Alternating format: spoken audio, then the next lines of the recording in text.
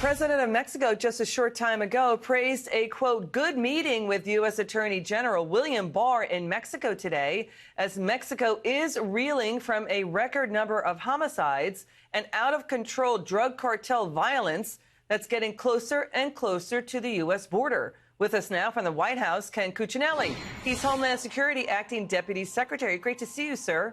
Good to be with you again. Sir, the president of Mexico said, quote, the attorney general understands non-intervention in Mexico affairs. So is the Trump administration going to designate drug cartels as terrorist organizations? Well, obviously, we put a lot of assets aimed at gathering intelligence and doing law enforcement directed at the cartels and their networks into this country. But a decision has not been finalized. You've heard the president make it very clear he's thinking about the possibility of that designation, but that decision has not been made yet. Okay, what would stop that decision from being made? Because it would disrupt the finances of these drug narco terrorists and hit them with asset freezes, travel bans. I mean, there's so much violence coming from them. There's so much problems from them inside this country. It seems to many people it's a good idea to do it. What would stop it? So all of the things you just identified can be done on a separate from the designation as well, just so you know. We have kingpin statutes, for instance, that give us a lot of the legal authorities, the sorts of visa interdiction and seizing of financial assets of a criminal organization. We have the powers to do already. What we really need to do is be gathering more of this intelligence on a partnered basis with Mexico.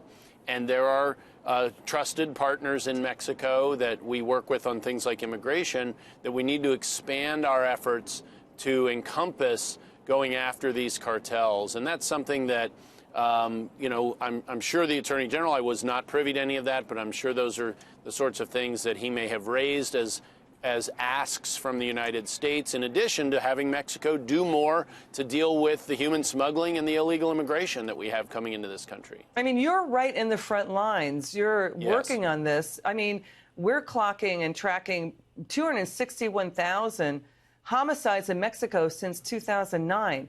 Why would the government of Mexico oppose the designation of drug cartels as terrorists? Why would they be against it? Well, for one thing, they believe that they are making efforts on not just in their security forces, but in some of their domestic policies to address the underlying problems they face with the cartels. They would be embarrassed, frankly, by the designation, and that is a big deal to a country with as proud a history as Mexico has. And those are all factors that drive their president to his decisions. And, of course, we work with our president as he makes his decisions, and we'll implement those as appropriate. Okay, the border wall. I want to turn to that. We're hearing that more than 100 miles of new border wall is expected to be built by the end of the year. It seems like is that a realistic goal? We're hearing 80 miles of replacement and border wall built. Well, we're, you know, some of the most expansive construction we've undertaken is going on in the Rio Grande Valley right now. It's not just building wall, it's building an entire levee. So, that has never existed before. There hasn't been anything there before. So all brand new, and not just wall, but as I said, a full-blown levee there. That's in addition, or a part of the 88 or so miles built so far under the president's leadership. And of course, you know, he's driven forward to win court cases to get DOD money shaken loose, and CBP, Border Protection, Customs Border Protection, and Commissioner Mark Morgan has been very aggressive in moving this forward along with the Corps of Engineers. So that's going to continue. We'll be close at the end of this year, but our real goal is the end of 2020 to be well past the 400, on our way to 500, and have more than 500 under contract and construction. You know, we're here in New York. Remember, we've been reporting on MS-13 gang violence, machete attacks. Remember, the president had angel families in his State of the State of the Union.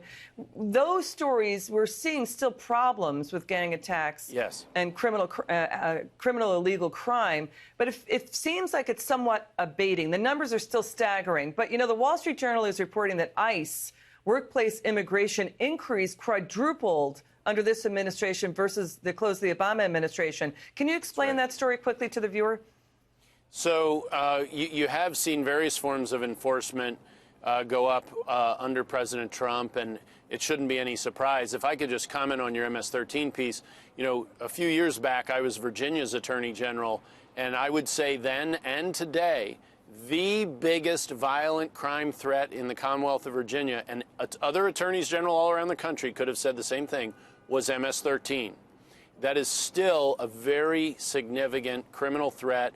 It's one of the points of intersection that we have a problem with sanctuary cities who are harboring so many of these violent, vicious criminals, literally harboring from ICE and the opportunity to deport them and get them out of these communities and our country. So that's a major...